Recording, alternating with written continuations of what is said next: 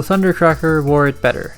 Hey, what's up? Today I have an oldie but a goodie. This is Studio Series Thundercracker, the weirdly distributed exclusive that is honestly one of the most underrated movie toys. Let me explain.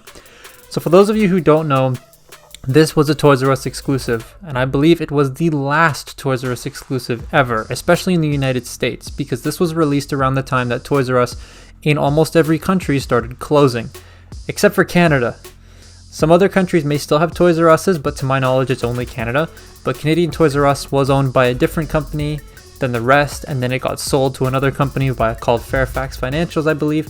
And they're still open and running in this country, so you can still walk in and shop at a Toys R Us, where you can buy stuff like this, and this, and this.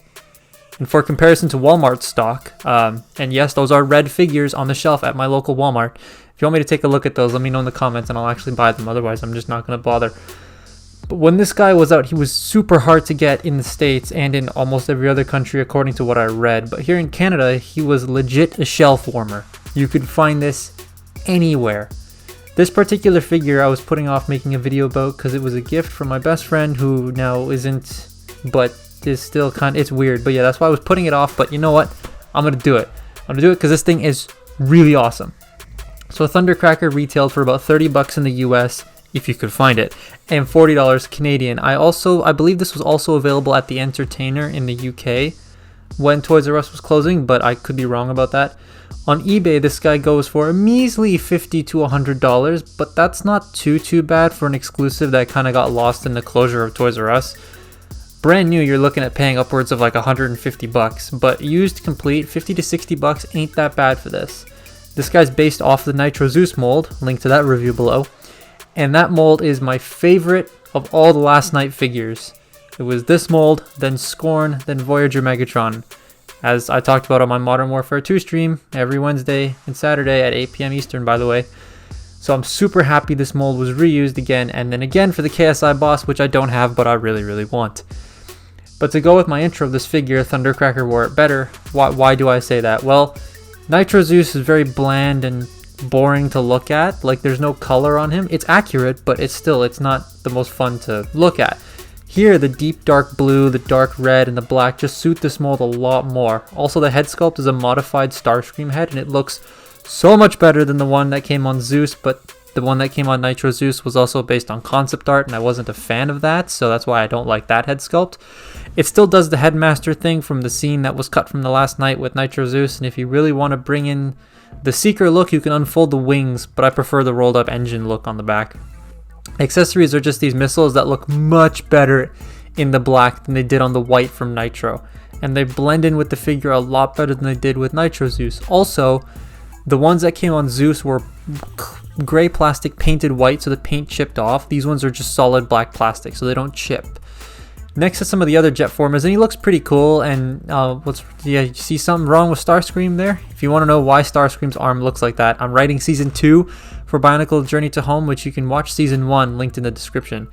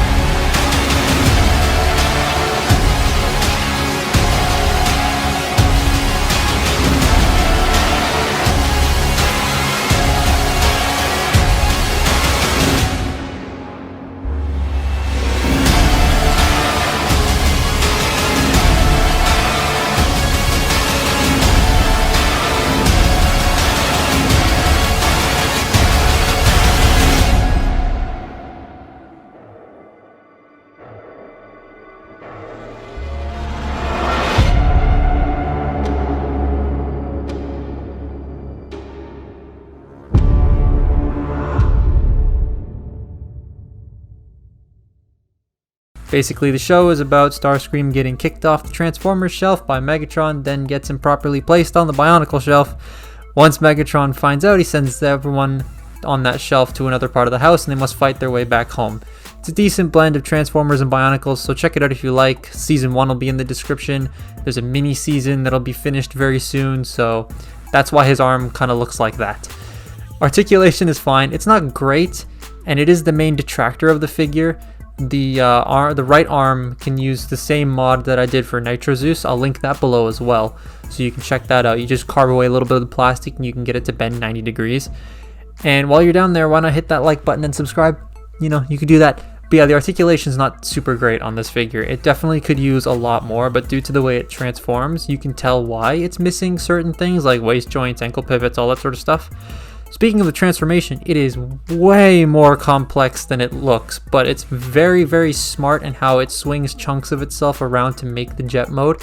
It's fun once you get the hang of it, but I will say it took me 35 minutes to figure out how to get Nitro Zeus transformed the first time because the instructions were terrible, and Studio Series hasn't really fixed that, and I still hate the way they do instructions. Plane mode is really sick. I mean, it's Ghibli, but the kibble kind of blends in with the rest of the design and it doesn't stick out like other jet formers. This does have the feature of an opening cockpit, which is always nice to see, and yes, it can fit a Titan Master in, so that's a cool feature to have on this guy. I really like the overall look and feel of this too. He's great, definitely better than Nitro Zeus. Like, the plastic quality feels slightly better, and I think it's due to the injection of the color in the plastic, which makes it feel sturdier as opposed to the plain gray that Nitro Zeus had. And honestly, the underside of this doesn't look that bad either. It could totally pass as just jet stuff, and it's not a crumpled up looking robot like Blitzwing. One piece of detail I really like on this guy too is the gray on the wings. It helps break up all that blue. It makes it look nice and cohesive. At first, in the pictures that I first saw, it looked like it was going to stick out and look bad. It looked like it was unpainted plastic, but no, this is dark gray cast plastic, so it's intentional and it looks really good. The best part about this figure is that it looks nicer than it should. Being based off a character that never showed up in the film, using the mold that was really good but not perfect, and completely outshining the original figure, it just works very well in a way that not a lot of toys look, and it's unfortunate that it got caught up in the closure of the store it was exclusive to. Because if it wasn't, there would be a lot more of these out there and a lot more people would have them, but unfortunately Toys R Us died in most places and it's become hard to come by really quick. But like I said, the eBay prices aren't super horrible, at least in Canada and in the States. Those are the two places I checked. So a good condition used one is definitely not hard to get for a decent price, and I definitely recommend this guy to anyone. You need one of these in your collection. It's just that good. And if you've owned Nitro Zeus or the KSI Boss, then this is just those figures but like 5 times better. It's hard to explain because they're all the same mold, but this one's the paint, the head sculpt, the feel of the plastic is just handled better than at least the Nitro Zeus. Again, I have no experience with KSI Boss because I don't have that. Anyways, that's been my look at Studio Series Toys R Us exclusive Voyager class Thundercracker. It's a mouthful. Follow me on Twitter and Instagram. I'll link those below. If you want to support the channel, then consider checking out my Patreon, also linked in the description. Make sure you subscribe, and thank you so much for watching. Goodbye.